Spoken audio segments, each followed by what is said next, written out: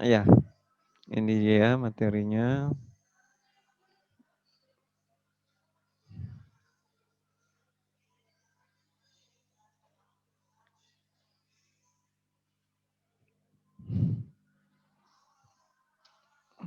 Baik, untuk yang baru bergabung tolong dinyalakan ininya ya, videonya supaya kelihatan nih di mukanya. Jadi nanti kalau diupload di YouTube kalian juga kelihatan ya. Oke, baik. Di hari ini kita akan 4 pembahasan ya, ada 4 pembahasan menarik yang perlu kalian pahami. Apa sih yang dimaksud dengan penelitian pendidikan, kemudian yang kedua latar belakang masalah, yang ketiga identifikasi masalah dan rumusan masalah, dan keempat tujuan pustaka, tinjauan pustaka ya. Ya, mungkin dari kalian ini sudah pernah mendengar, bahkan pernah ini ya, sudah pernah membuat kayak gitu. Tapi apakah itu sudah benar, tepat? Nanti kita lihat ya. Oke, di selanjutnya penelitian pendidikan biasa juga disebut atau metode penelitian diartikan sebagai cara ilmiah untuk mendapatkan data dengan tujuan dan kegunaan tertentu. Jadi, baik penelitian murni, terapan ya, atau penelitian pendidikan itu tujuannya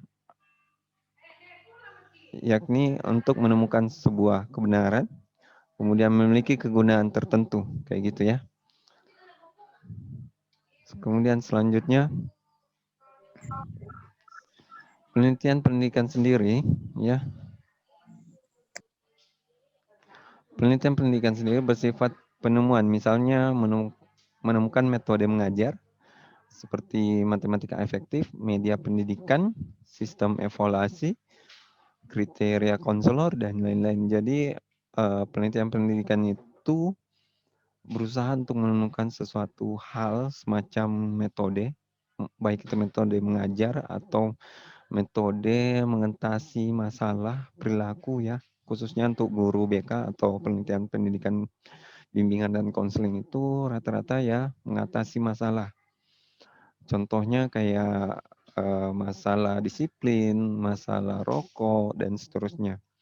Nah, dari penelitian itulah yang akan diangkat kemudian eh,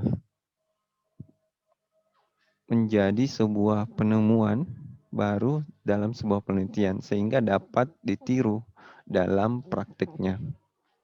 Gitu ya. Yang belum mengaktifkan tolong diaktifkan ya videonya.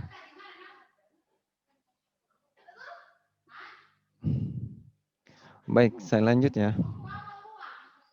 Nah, di penelitian pendidikan sendiri atau penelitian pada umumnya ya, ada 3 metodologi penelitian. Yang pertama itu, inilah metode penelitian yang akan kalian gunakan ketika kalian mau skripsi ya.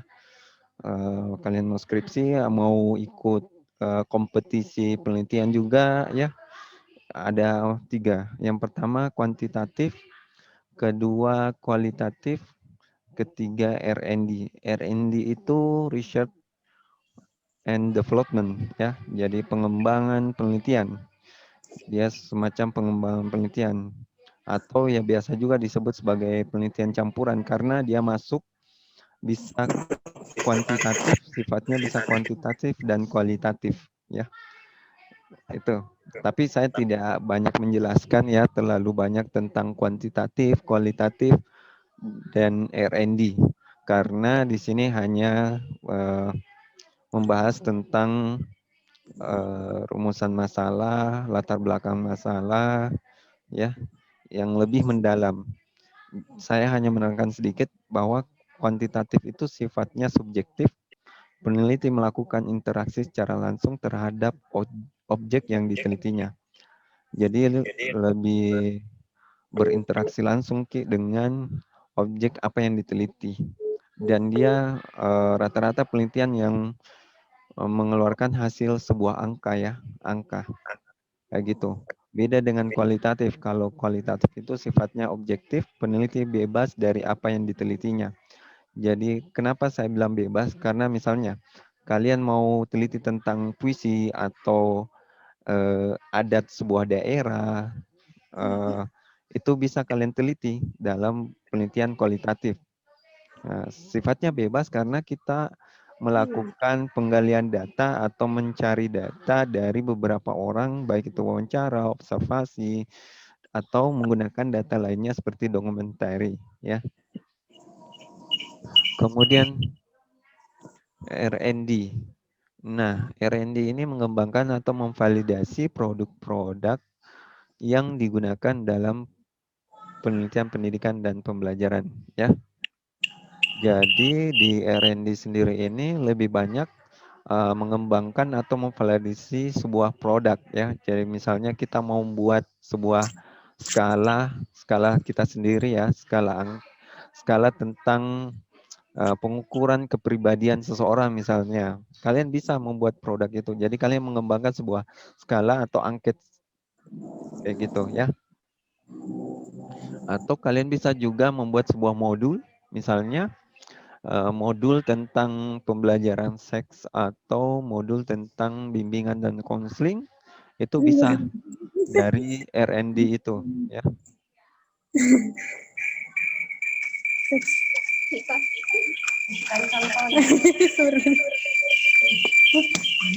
Yang tolong di-mute dulu Siti Fatimah, ya. Ya, saya lanjut.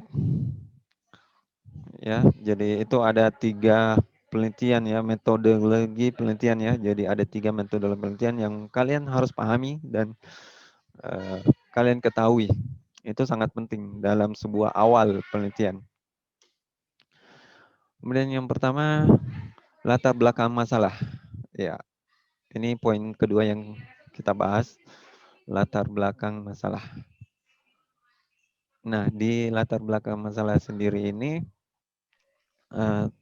baik saya jelaskan dulu tentang teorinya. Teorinya itu latar belakang merupakan penjelasan dalam bentuk uraian paragraf yang berisi alasan mengapa sebuah penelitian dibuat. Jadi memang di sini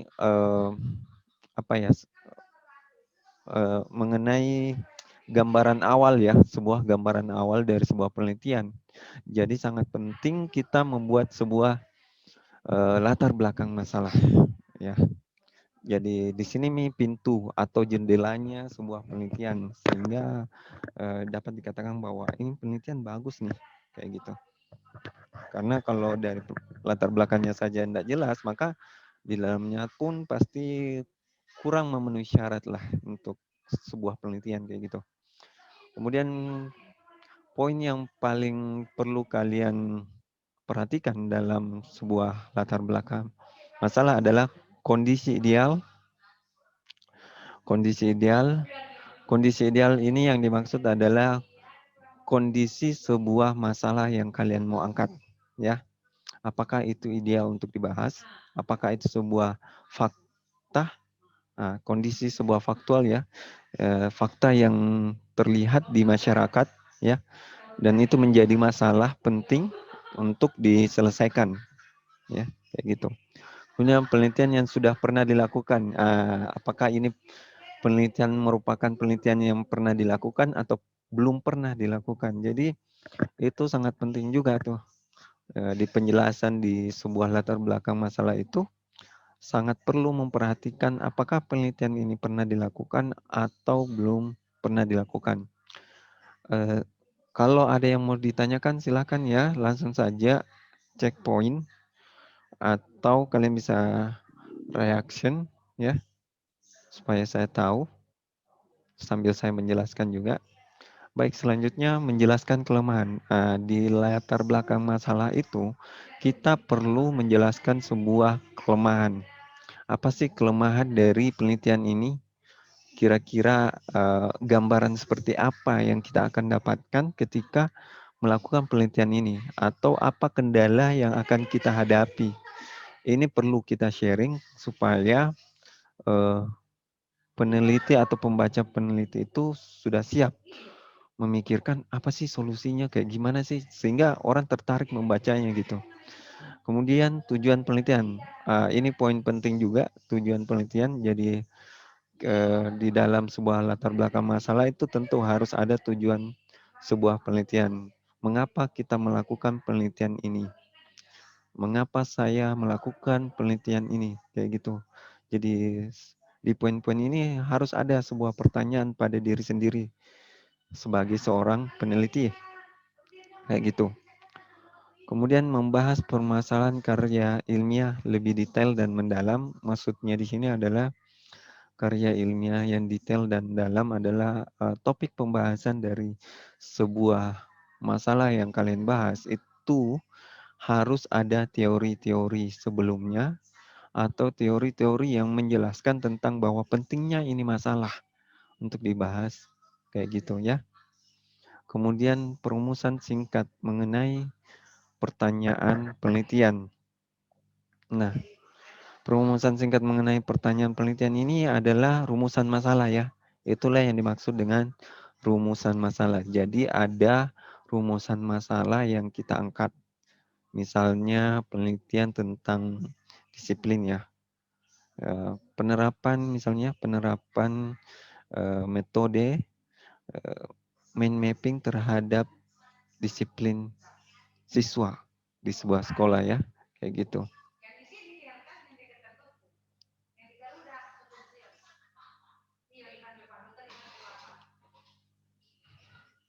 Ya kayak gitu. Yang izin silakan, nggak apa-apa ya. Oke, saya lanjut ya. Perumusan singkat mengenai pertanyaan penelitian itu atau rumusan masalah itu kenapa harus diangkat? Karena selain tujuan penelitian, kita harus merumuskan juga sebuah masalah yang akan kita teliti sehingga nanti di terakhir atau di kesimpulan penelitian kita akan membahas tentang penyelesaian dari rumusan masalah itu sendiri, kayak gitu. Termasuk juga di pembahasan, nanti akan membahas rumusan masalah tersebut. Nah, yang terakhir adalah saran singkat. Saran singkat ini lebih kepada peneliti dan peneliti selanjutnya. Jadi, banyak orang memberikan saran, bukan malah memberikan saran yang untuk dirinya sendiri sih, tapi lebih kepada, subjek penelitian dan sebagainya. Sebenarnya itu boleh, sah-sah saja, tapi, yang paling penting adalah saran bagi peneliti dan peneliti lanjutan ya, kayak gitu. Kemudian alur. Nah alur dari latar belakang masalah itu sendiri yang pertama menjelaskan tentang jadi ini, mengapa harus ada alur ya? Supaya latar belakang masalah kalian itu tersusun dengan rapi dan sistematis. Nah, eee, yang saya pelajari selama ini sendiri, latar belakang masalah itu sama seperti segitiga piramida terbalik, ya, kayak gitu. Jadi yang pertama kita menjelaskan tentang masalah yang akan kita angkat, misalnya fenomena-fenomena yang terjadi, kayak gitu. Sehingga masalah ini perlu diangkat. Kemudian bagian kedua mengenai isi berupa fakta. Fakta, data, fenomena, pendapat ahli, kemudian karya ilmiah yang terkait ya, itu sangat penting. Nah, ini yang kedua juga penting karena itu yang mendukung sebuah latar belakang masalah. Kemudian di situ pun juga kita menjelaskan tentang kelemahan penelitian, tujuan, kemudian metode dan pertanyaan penelitian. Dan terakhir berupa saran atau alternatif penyelesaian masalah yang nantinya akan menjadi pokok pembahasan. Nah, seperti yang saya sudah sebutkan pada poin-poin penting yang kalian perlu perhatikan, mungkin dari beberapa poin ini masuk dalam sebuah alur dalam pembuatan latar belakang masalah, kayak gitu. Oke, selanjutnya, ini ada sedikit contoh ya yang kalian bisa baca ya, kalian bisa lihat di latar belakang masalah itu, ini judulnya tentang solusi untuk mengatasi limbah ya. Kenapa saya nggak ambil judul lain ya? Untuk saat ini kita pakai ini dulu lah. Karena ini lebih ringkas ya, makanya saya ambil. Kemudian di sini yang pertama dia membahas tentang limbah merupakan zat sisa yang sudah tak berguna dan harus dibuang. Begitu banyak limbah yang ada di sekeliling kita, misalnya limbah pabrik, rumah sakit, jadi rumah tangga dan lain-lain. Jadi dia membahas tentang awalan ya, apa itu limbah, mengapa itu limbah, apa masalahnya itu. Jadi ini masalahnya limbah ini ternyata banyak di sekitar kita kayak gitu. Kemudian bentuk limbah pun bermacam-macam, ada yang padat, cair, bahkan gas dan seterusnya. Ya, kemudian di paragraf keempat dia membahas tentang pencemaran lingkungan oleh limbah itu sudah pasti memberikan dampak kurang bagus ya. Dia memberikan tentang contoh ya. Kemudian yang terakhir untuk itu solusi apa yang bisa dilakukan untuk mengatasi limbah ini. Pemerintah perlu mengeluarkan dan seterusnya. Dengan adanya solusi penanganan limbah ini diharapkan lingkungan sekitar bisa membaik sehingga semua makhluk hidup termasuk manusia bisa diselamatkan. Oke. Jadi kalian bisa lihat ya di paragraf pertama itu membahas tentang alur pertama yaitu masalah ya dia angkat, kemudian di paragraf kedua dan ketiga mulai mengarah kepada fenomena, kemudian contoh ya, sehingga itu dampak ya, ada dampak juga yang dia jelaskan, kemudian yang terakhir apa sih solusinya untuk mengatasi itu limbah. Karena judulnya solusi untuk mengatasi limbah ya, tentu saja terakhir adalah saran, dia menyampaikan sarannya, kemudian apa yang harus dilakukan kayak gitu. Oke, kita lanjut ya. Selanjutnya tentang identifikasi masalah. Nah, mungkin kalian sudah paham ya, apa itu identifikasi masalah. Jadi, bedakan ya dengan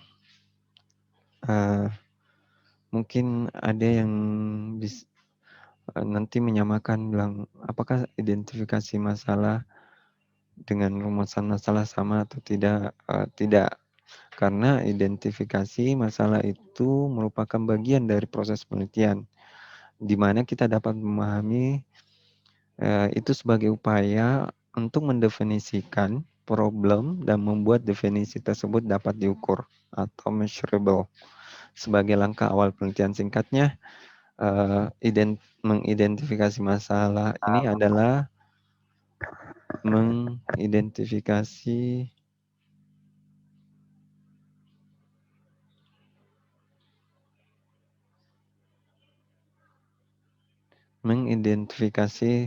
masalah penelitian ya. Jadi ini masuk pada alur keberapa? Ada yang bisa menjawab? Identifikasi masalah penelitian itu masuk di alur keberapa di dalam latar belakang masalah? Ayo, Muhammad Fikri tahu? Kira-kira di alur keberapa dia? Enggak tahu, Pak. Masa enggak tahu? Yang lain gimana? Coba Nur Hikmah.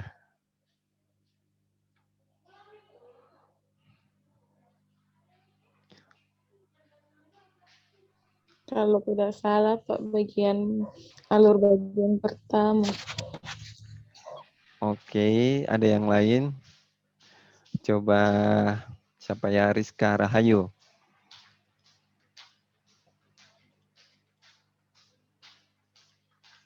Mana Rizka? Hai Rizka. Rizka Rahayu enggak denger ya?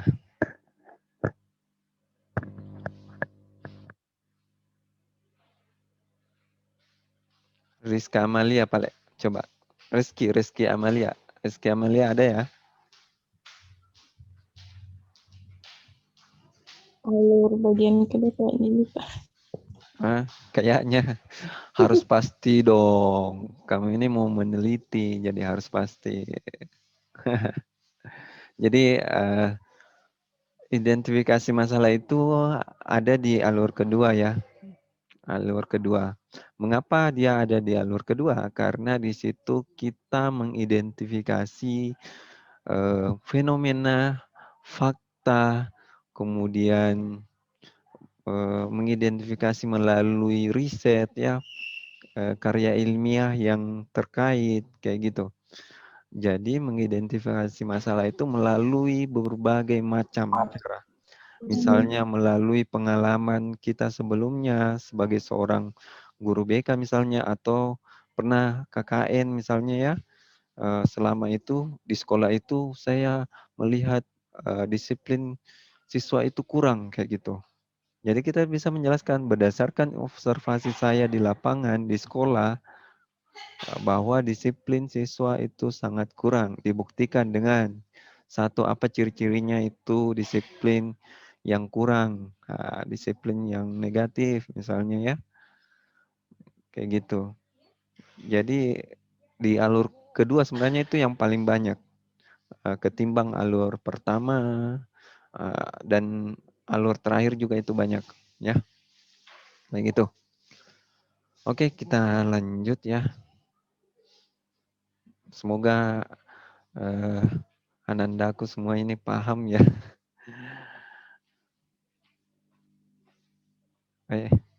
Tunggu loh, sorry. Oke, secara umum identifikasi masalah terdiri dari 3 langkah ya.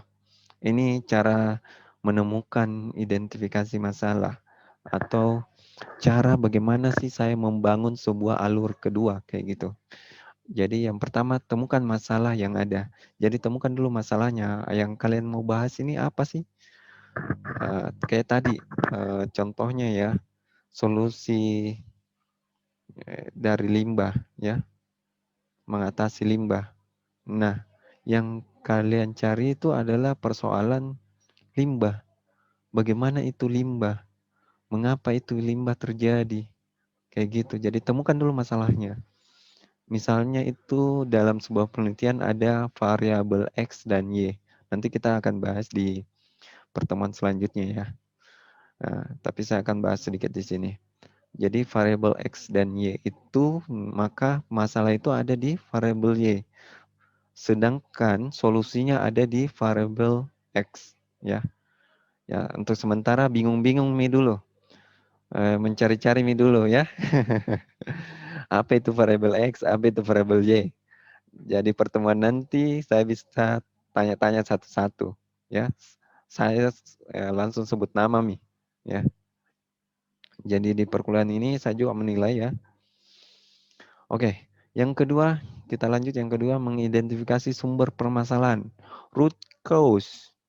Setelah kita melihat masalahnya apa, maka kita akan mengidentifikasi sumber permasalahannya apa. Contoh, kita bikin pohon permasalahan ya. Jadi pohon permasalahan itu, pohon itu adalah masalah. Anggap saja itu masalah ya. Pohon itu batangnya ya, batangnya yang besar itu pohon ya, batang pohon itu adalah sebuah masalah. Nah, untuk mengidentifikasi sumbernya, maka kita akan melihat rantingnya, melihat daunnya, melihat akarnya. Di mana sih sumber permasalahannya? Nah, itulah penelitian. Jadi di mana ini sumber masalahnya dari sebuah penelitian itu, kayak gitu.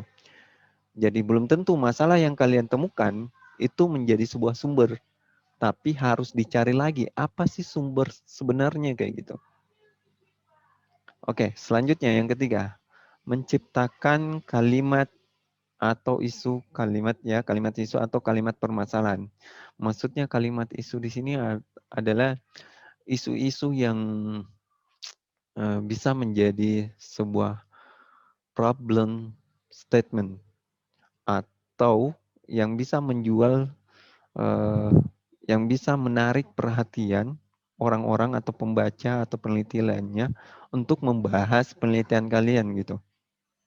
Sehingga dapat dijelaskan dalam sebuah permasalahan, kayak gitu.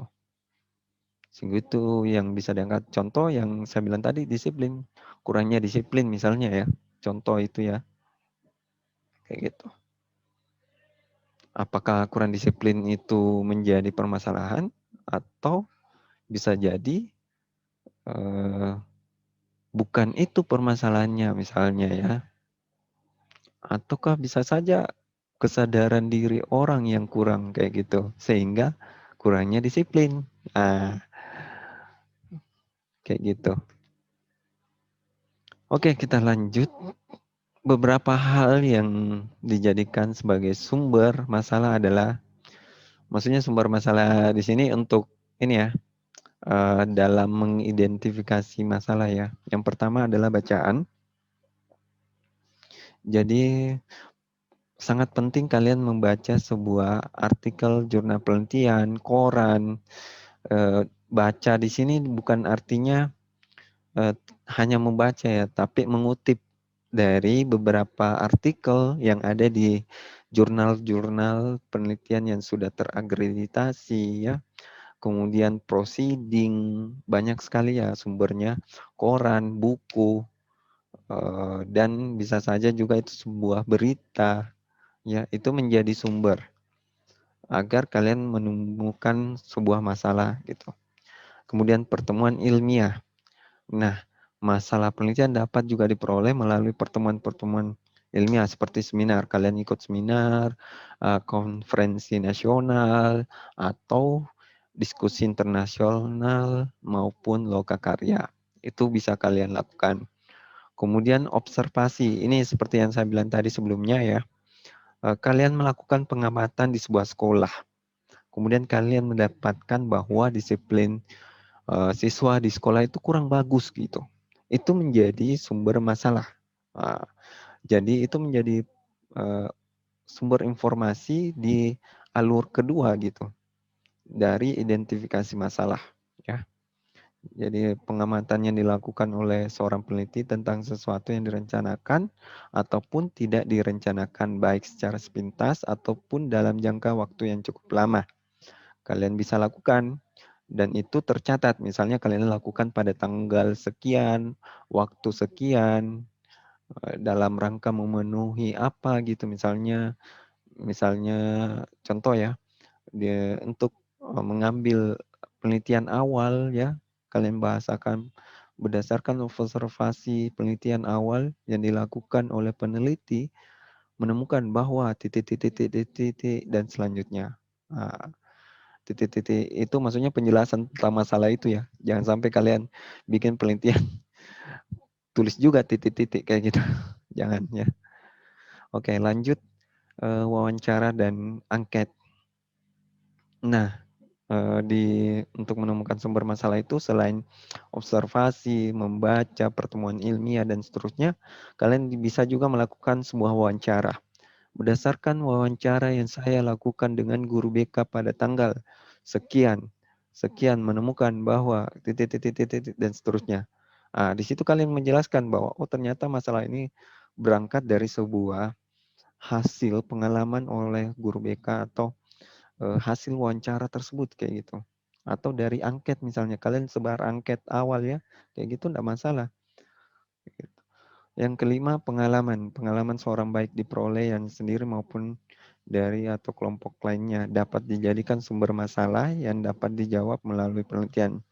Rata-rata sih kalau pengalaman seseorang atau kelompok ini banyak digunakan di penelitian kualitatif ya. Itu juga sangat membantu ya dalam penelitian. Kemudian yang keenam tentang intuisi. Nah, seorang peneliti juga harus memiliki intuisi yang peka terhadap masalah. Jadi, kita sebagai manusia itu sudah dilahirkan untuk mengetahui apakah itu masalah atau bukan, ya. Apalagi kalian sudah istilahnya remaja akhir ya, sudah mulai menjadi seorang dewasa ya, umur kalian menurut sih perkembangan dari psikologi ya, ilmu perkembangan psikologi. kayak gitu. Baik, selanjutnya masalah penelitian tersebut muncul dalam pikir manusia pada saat yang tidak direncanakan. Maksudnya di sini adalah, eee kalian punya, inspirasi misalnya ya, tentang masalah itu sendiri, kayak gitu. Sehingga kalian bisa menemukan sumbernya di mana gitu, kalau kalian pikirkan ya. Oke, next. Ya. Adapun fungsi dari identifikasi masalah ini ada beberapa ya.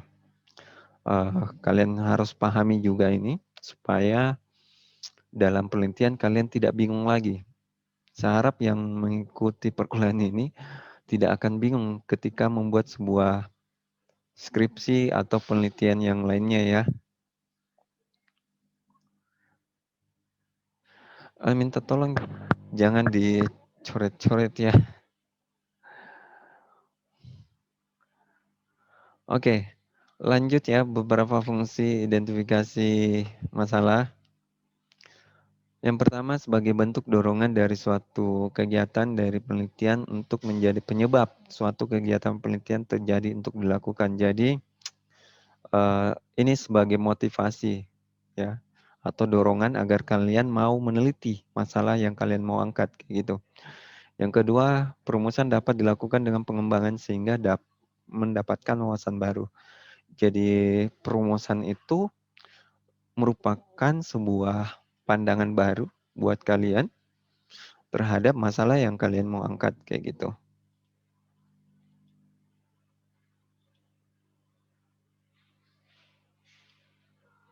Ini total berapa orang ya? 22 orang ya ini hadir. Oke. Ini dari kelas baru semua ya? Ada dari kelas lain? Kalau bisa, kalau ada bersuara. Dari Toraja hadir, Pak. Oh, Toraja ada ya? Oh iya, Toraja. Hai Toraja. Hai. Nanti kita lihat ya berapa orang yang di kelas Toraja, berapa orang juga di kelas Pinrang ya, sama kelas baru. Oke, lanjut ya. Yang ketiga, tahu apa saja yang harus dibahas, apa saja yang harus diselesaikan sehingga menjadi suatu karya, hasil atau wawasan baru. Jadi fungsinya juga ini kalian mengetahui apa yang kalian akan bahas di penelitian kalian sendiri. Kemudian kalian juga tahu ini akan selesai menjadi sebuah karya yang baru.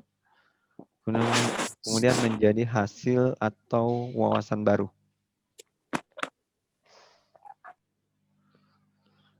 Kemudian yang keempat, mempermudah untuk menentukan mana saja yang harus diprioritaskan dan mana yang hanya akan menjadi bagian pelengkap.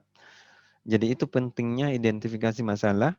Kita bisa menentukan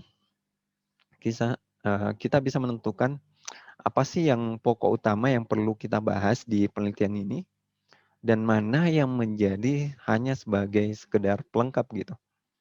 Contoh di alur pertama itu saya bisa katakan bahwa itu hanya sebagai pelengkap ya. Jadi awalan dari sebuah latar belakang masalah atau pendahuluan ya, kayak gitu. Oke, selanjutnya, ini tentang rumusan masalah. Nah, rumusan masalah atau research question atau disebut juga research problem ya, ini ada di alur kedua juga ya, alur kedua. Di rumusan masalah ini sangat penting juga. Yang memiliki arti sebuah rumusan yang menanyakan suatu kejadian atau fenomena yang ada, baik itu kedudukannya mandiri ataupun kejadian atau fenomena yang saling berkaitan antar satu dengan yang lainnya. Maksudnya adalah menanyakan tentang variabel Y ya sendiri atau menanyakan misalnya ada kalau penelitian di kualitatif atau kuantitatif itu ada juga variabel XX ya. Jadi XX, YY Jadi menanyakan tentang hubungan misalnya hubungan hujan terhadap korosi di sebuah besi, kayak gitu. Itu mempertanyakan hubungan, kayak gitu. Itulah mengapa rumusan masalah itu sangat penting, karena itu yang menjadi pokok pikirannya nanti di kesimpulan, kayak gitu. Oke, kita lanjut ya. Nah, bentuk-bentuk rumusan masalah nih. Di rumusan masalah ini ada 3 ya, 3 bentuk. Kalian harus pahami, juga ini sangat penting ya buat kalian. Yang pertama itu rumusan masalah deskriptif. Nah, berkenaan dengan pertanyaan terhadap keberadaan variabel mandiri. Ini yang saya bilang tadi. Variabel mandiri itu misalnya dia variabel tunggal atau X, Y, ya, yang kita tanyakan. Misalnya, bagaimana teknik penerapan mapping terhadap disiplin yang kurang di siswa, kayak gitu. Bagaimana mengatasi disiplin yang kurang terhadap siswa menggunakan metode mind mapping, kayak gitu. Itulah rumusan deskriptif. Nah, rumusan masalah komparatif yang membandingkan keberadaan satu variabel atau lebih pada 2 atau lebih sampel yang berbeda atau pada waktu yang berbeda, misalnya saja ya, ini variabelnya X, Y, Y ya. Jadi ada 2 variabel masalah yang akan kita bahas berdasarkan tempat ya. Kalau di sini ada waktu yang berbeda, kalau saya di sini lebih mencontohkan tempatnya yang berbeda. Misalnya kayak tadi rumusan masanya bagaimana metode mind mapping dapat meningkatkan disiplin siswa di SMP Negeri 2 Baru. Kemudian dan SMP disiplin siswa di SMP Negeri 3 Baru. Itulah yang dinamakan rumusan masalah komparatif. Jadi ada 2 atau lebih sampel yang berbeda atau pada waktu yang berbeda maupun tempat ya, kayak gitu. Kemudian rumusan masalah asosiatif yang bersifat menanyakan hubungan antara 2 variabel atau lebih.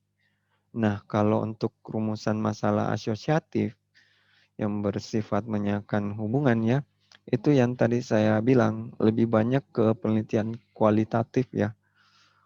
Lebih banyak pada umumnya ya, bisa saya bilang.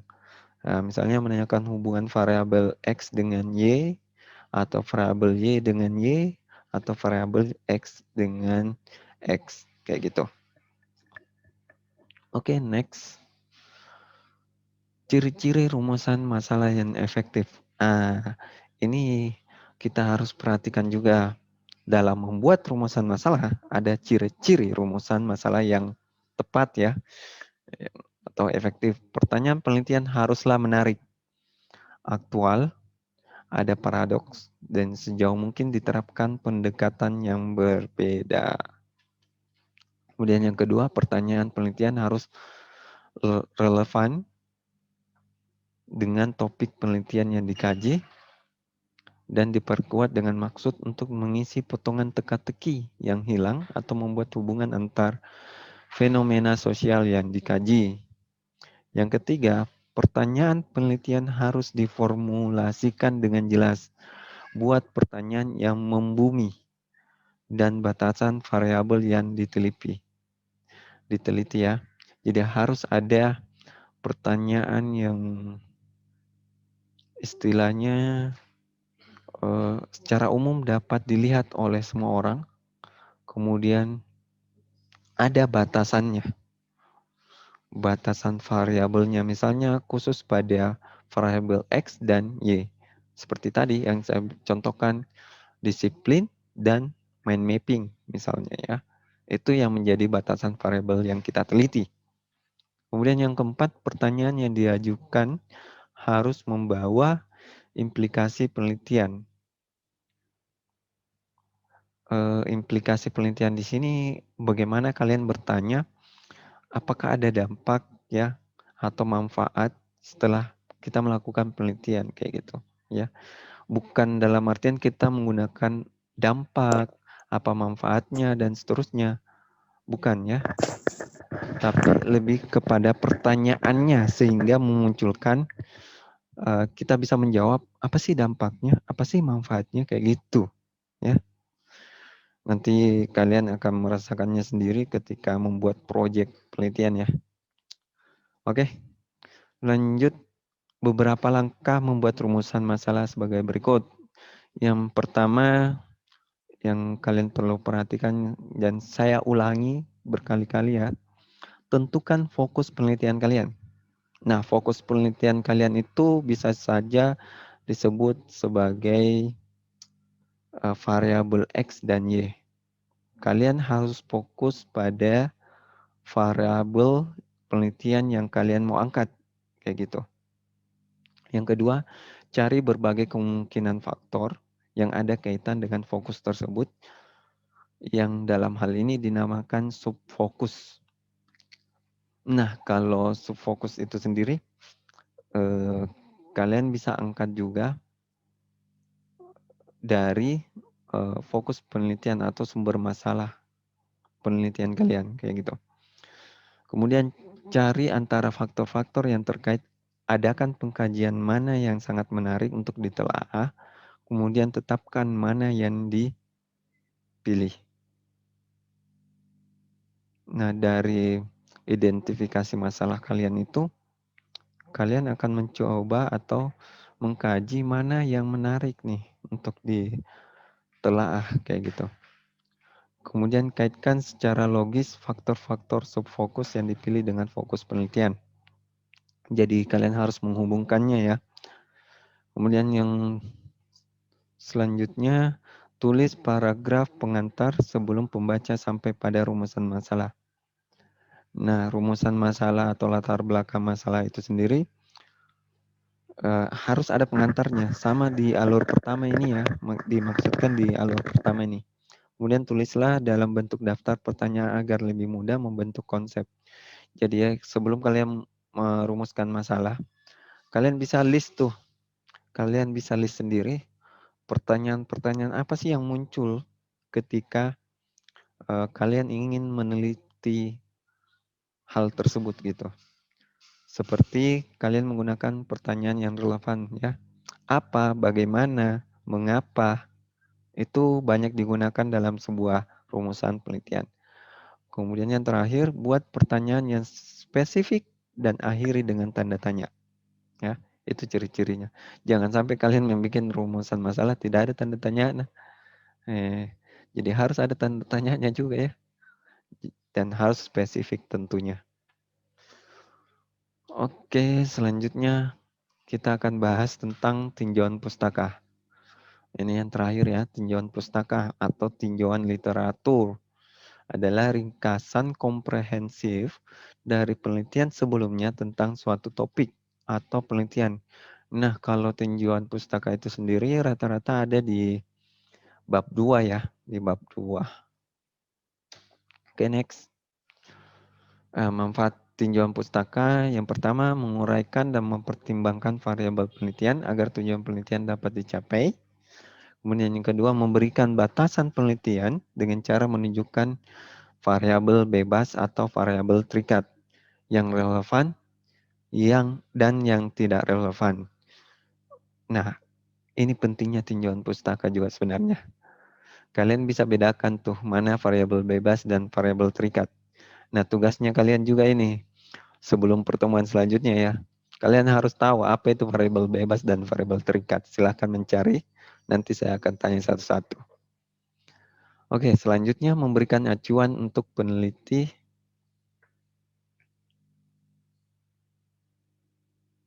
saat mengartikan teknik analisis data yang dikumpulkan dalam penelitian. Ya, jadi ada teknik analisis data yang kalian akan kumpulkan nantinya. Ada acuan, maksudnya di sini semacam kerangka pikir ya. Jadi kalau di penelitian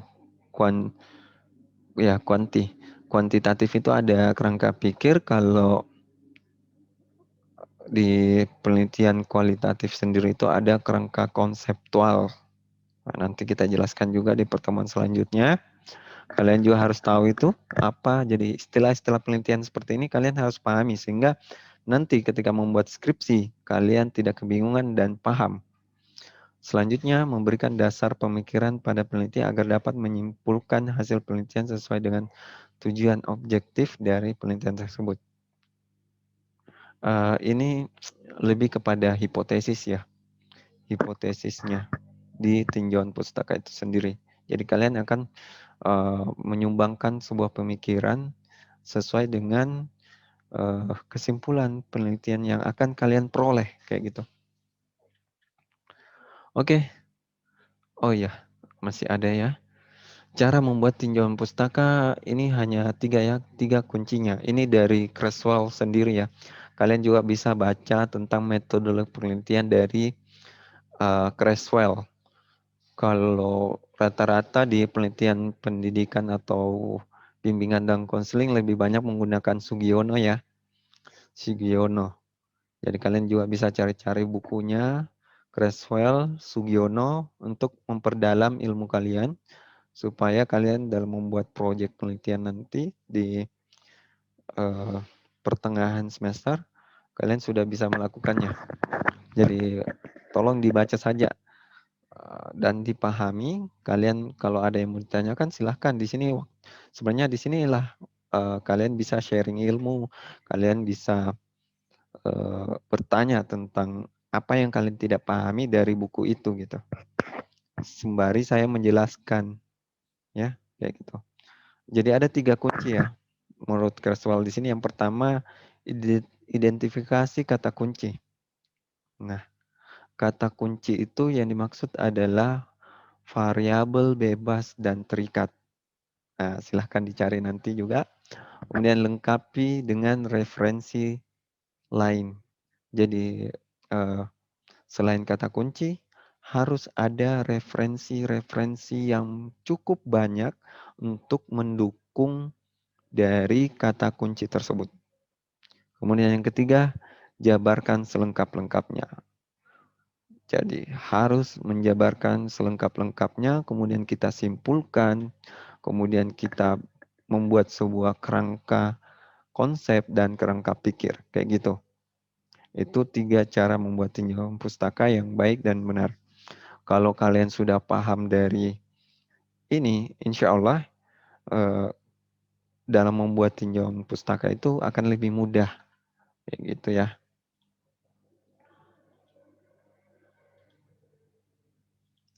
Minirwana.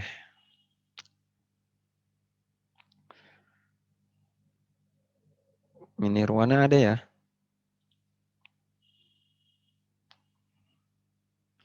Oke, kita lanjut. Nah, ada yang mau bertanya sebelum kita ke sini?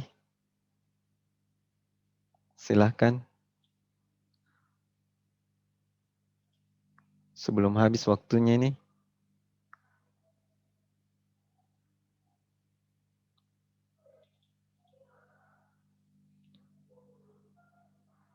Kalau tidak ada yang bertanya, kita lanjut ya. Karena Tidak ada, Pak. Oke, ada kayaknya. Adam Sriwandi ya? Sriwandi, Ya. silahkan. Assalamualaikum warahmatullahi wabarakatuh. Waalaikumsalam. Ya, mungkin pertanyaan saya sedikit singkat saja, Pak, terkait Ya. ini penelitian. Jadi ini tadi kan yang kita bahas dari latar belakang masalah, rumusan, bahkan sampai ke tinjauan pustaka, sampai akhir dari penelitian. Kalau Eh, akhir belum ya. iya Pak. Ya, Jadi akhir penelitian belum. ya kan masih sampai di tinjauan pustaka. Iya, ya. Ini kan masih di pembahasan nih Pak. Belum pembahasan juga. Enggak. Jadi masih Jadi membahas di bab 2. ya di Kalau bab 2 ini yang saya maksud Pak, di bab 2. hmm, Jadi pertanyaan saya begini Pak. hmm, Dari latar belakang ini hmm. apakah harus mempengaruhi atau harus berkaitan dengan kerangka pikirnya atau hipotesisnya nantinya? Tentu saja saya jawab ya. Boleh? Iya Sudah. Pak, langsung. Oh ya. Jadi pertanyaannya itu apakah latar belakang masalah ini harus berkaitan dengan kerangka pikir atau kerangka konsep atau hipotesis? Saya jawab harus, wajib ya. Kenapa? Karena di tinjauan pustaka itu akan membahas kembali tentang rumusan masalah kalian. Eh, Sehingga lahirlah teori yang kita mau angkat atau referensi yang kita akan gunakan. Jadi yang kita bahas itu fokus penelitiannya apa gitu di latar belakang. Sehingga nanti di kerangka pikir itu kelihatan fokus penelitiannya, misalnya ya contoh tadi tentang disiplin siswa, maka kita akan bikin sebuah kerangka pikir atau kerangka konseptual ya. Kalau itu kualitatif, kita akan membuat kerangka pikir dan konseptual itu dalam bentuk bagan tentang disiplin misalnya. Disiplin. Disiplin itu ada apa saja sih? Apakah ada disiplin positif dan negatif? Kemudian apa yang mempengaruhinya? Kemudian dari situ apalagi hasilnya? Misalnya saya terapkan mind mapping ya, variabel X dan Y. Jadi yang dibahas fokus penelitian itu variabel X atau Y atau variabel bebas dan terikat itu akan kita jelaskan kembali di kerangka pikir dan hipotesis. Karena itu sangat berkaitan. Karena kalau beda antara tinjauan pustaka dengan latar belakang masalahmu, itu sudah pasti bukan penelitian yang benar. Ya, apa yang mau diteliti artinya tidak jelas gitu ketika itu berbeda. Kayak gitu. Mungkin itu penjelasannya sedikit ya. Kalau masih ada yang mau ditanyakan, silahkan. Mumpung masih ada sekitar 5 menit ini sebelum saya jelaskan ke tugasnya. Kalau ada yang mau bertanya soal tugasnya ya. Atau saya lanjut saja ke tugasnya ya. Iya, Pak. Oke, saya lanjut ya di tugasnya. Nah, ini ada tugas individu. Tolong diperhatikan baik-baik Jaslim ya. Untuk ketua tingkat semua ya. Supaya Iya, bisa Pak. juga menjelaskan ke teman-temannya yang tidak hadir ya.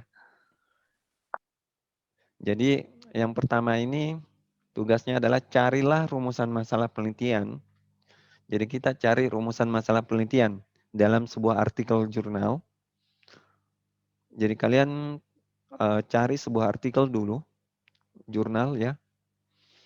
Artikel jurnal 1 atau 2, 3. Sebaiknya kalau ini sih 1 Ji. Saya harapkan 1 artikel jurnal, kemudian jelaskan rancangan apa yang terbaik untuk meneliti tersebut. Maksudnya rancangan penelitiannya ya. Misalnya penelitian kuantitatif, apakah misalnya dia menggunakan kuantitatif rancangannya, maka apakah itu bagus? Apa alasannya? Apakah itu sudah tepat? Apa alasannya? Dan kalau itu tidak tepat, apa alasannya? Ya, semacam itu. Kemudian ini tugas individu ya. Yang kedua, tulislah pendahuluan untuk suatu penelitian tertentu. Buatlah masing-masing 1 paragraf mengenai masalah penelitian, literatur-literatur yang terkait dengan masalah tersebut, kekurangan. Jadi bukan 1 paragraf saja ya, tapi maksud saya di sini adalah bikin pendahuluan penelitian yang terdiri dari 1 paragraf tentang masalah penelitian, 1 paragraf tentang literatur atau tulisan atau artikel yang terkait dengan masalah tersebut. Kemudian yang ketiga, kekurangan dalam literatur tersebut. Kemudian apa manfaat dari penelitian itu, ya? Paham maksudnya di sini ya?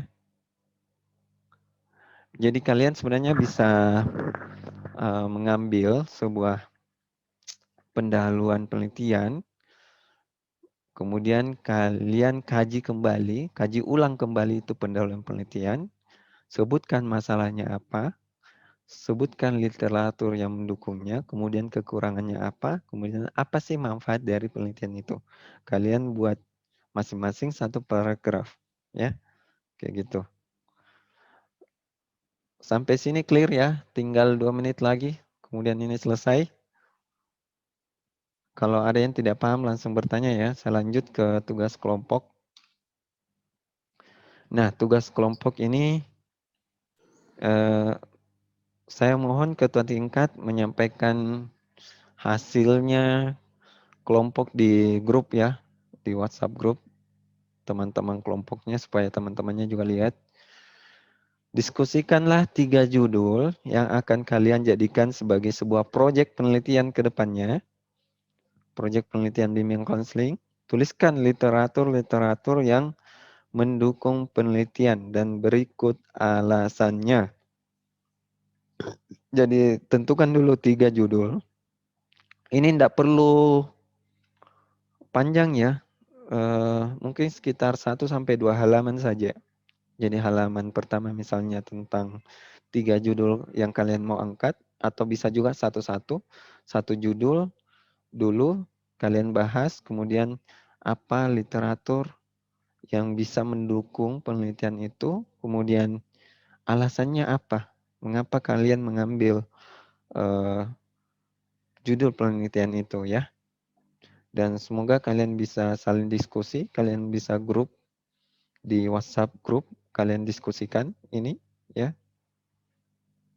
Di masing-masing kelompok tentunya ya, jangan di grup kelas ya. Ya sampai sini ada yang mau ditanyakan? Saya Pak masih Pak. Oh ya, silakan Adam. Masih di ini tadi Pak yang nomor 1 Pak di tugas individu. Kenapa? Kan ini carilah rumusan masalah penelitian dalam sebuah artikel atau jurnal. Ini maksudnya di sini Pak, jurnal yang diambil apakah jurnal penelitian di pendidikan atau memang terkhusus untuk bimbingan konseling saja Pak? Kalau saya bagusnya ya, saya tidak membatasi anandaku semua. Saya tidak membatasi kalian. Silahkan bebas, mau itu pendidikan, mau itu di luar dari pendidikan, itu lebih bagus lagi, itu menambah wawasan kita, menambah juga wawasan saya sebagai penilai. Bisa juga fokus pada penelitian bimbingan dan konseling. Jadi saya bebaskan ya, kayak gitu. Jadi artikel apapun itu yang penting itu dari artikel jurnal terakreditasi atau memang diakui ya sama Kemenristek-Dikti kayak gitu. Oke, silahkan ada lagi? Kalau tidak kita tutup. Saya Pak, Ya, silahkan Jaslim. yang untuk tugas individu yang bagian kedua Pak. Silakan. Soalnya Pak, tuliskan pendahuluan untuk satu penelitian tertentu. Buatlah masing-masing satu paragraf mengenai masalah penelitian, literatur yang terkait dengan masalah dan kekurangan, kemudian manfaat. Ini Pak, masing-masing dibuatkan satu paragraf untuk setiap 4 permasalahan ini Pak. Iya, dibuatkan satu paragraf. Oh iya.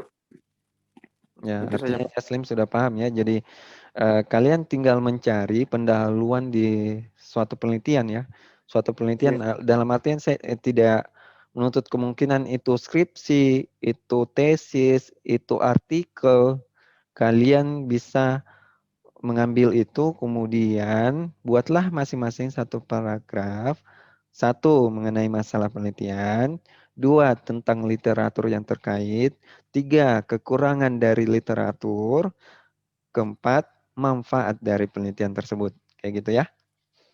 Oh iya Pak. Oke, masih ada? Kalau tidak kita akhiri. Cukup 3 pertanyaan. Ya, sudah tidak ada ya? Saya harap ada pinrang di sini. Kalau tidak ada ya terlambat deh.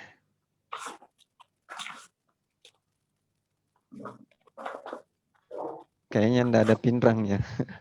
Masih baru dan Toraja ini yang Saya semangat. Pak, saya. Ada Ji? Oh, oke. Lanjut, kita stop dulu share-nya. Saya akan perlihatkan juga, saya akan sharing ke kelasnya ya di Google Classroom. Mana nih?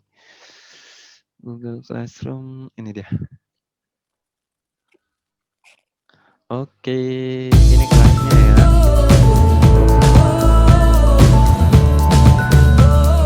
Di kelas Toraja itu ada 9 orang ya. Betul Jaslin, ada 9 orang di kelasnya. Untuk mata kuliahnya. Lagi Pak, mungkin ada yang belum. Oh, minta tolong kalau bisa informasikan segera masukkan dan penilaiannya ada di Google Classroom ya. Kalau tidak masuk saya tidak bisa menilai. Kalau tidak bisa menilai ya saya kosong dong. Lanjut di kelas kita ada kita 7 orang siswa ya. Jadi ada 7 orang yang full Leli. 9 orang. Berarti masih ada sekitar 2 orang ya Leli.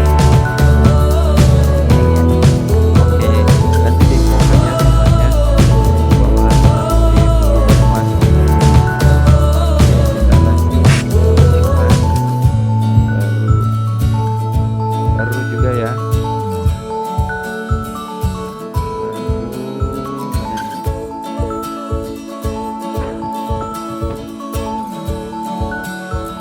Baru ada 16. Betul? Teman-teman. Pak, dengan konversi. Oh, ada konversi. Sudah diinfokan, sudah masuk. Sudah masuk dari grup, sudah saya ingat sudah kembali.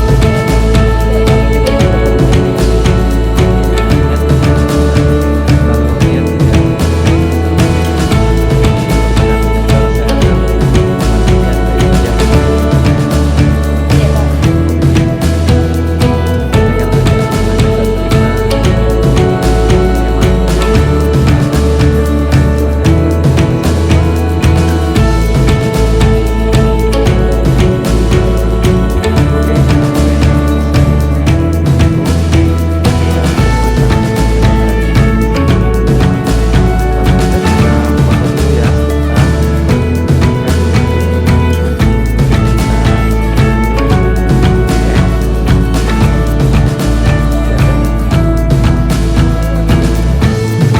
dengan semua ya, senyum. Pakai senyum yang paling manis. Senyum manis. Senyum manis. Sama ya. 1, 2, 3.